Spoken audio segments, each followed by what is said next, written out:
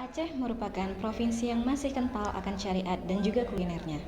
Daerah ini memiliki limpahan makanan dengan khas yang sangat menggiurkan lidah.